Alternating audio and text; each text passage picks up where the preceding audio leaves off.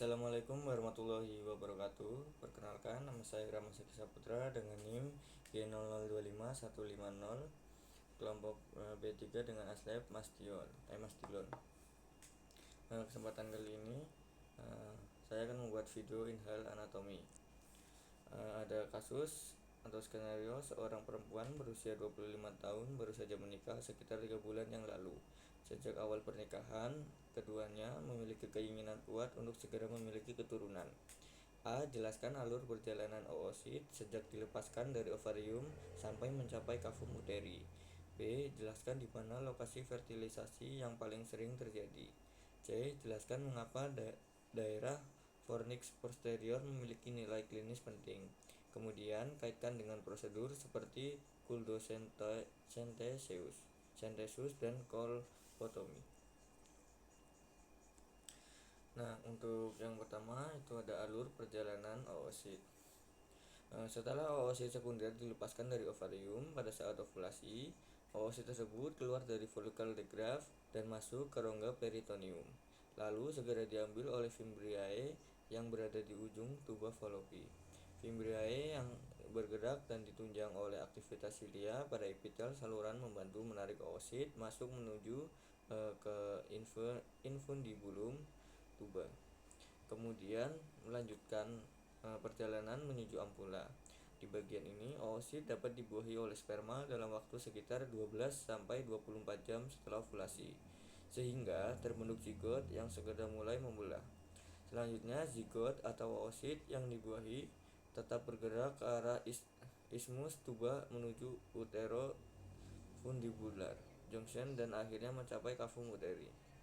Dibantu oleh kontraksi peristaltik, dinding tuba dan aliran cairan tuba. Apabila terjadi fertilisasi dan perkembangan normal, zigot akan berimplementasi pada endometrium sekitar beberapa hari setelah mencapai rongga rahim. Sedangkan oosit yang tidak dibuahi akan mengalami degenerasi dan luruh bersama lapisan endometrium pada saat menstruasi. Selanjutnya fertilisasi. Fertilisasi paling sering terjadi di ampula tuba uterina, yaitu bagian yang paling lebar dan paling panjang. Daerah ini menjadi lokasi paling ideal karena sperma yang naik dari uterus akan bertemu oosit, lalu dengan kondisi anatominya sangat mendukung terjadinya pembuahan. Secara klinis, ini penting karena bila pembuahan terjadi di luar lokasi ini, misalnya di tuba bagian lain, maka risiko kehamilan ektopik meningkat. Selanjutnya ada kuldosentesis dan kulpotomi. Daerah fornix posterior memiliki nilai klinis penting karena merupakan titik akses transvaginal langsung ke kavum 12. Kemungkinan diagnosis dan intervensi tanpa inisiasi abdomen. Lokasinya yang dangkal relatif terhadap serviks uteri dan kedekatannya dengan struktur pelvis membuat ideal untuk mendeteksi cairan patologis seperti darah atau nanah. Hal ini krusial dalam kasus darurat ginekologis seperti kehamilan ektopik atau infeksi panggul. Kaitannya dengan kuldosentesis melibatkan penyisipan jarum melalui fornix posterior untuk aspirasi cairan dari kavum 12 guna mendiagnosis hemoperitoneum atau pus.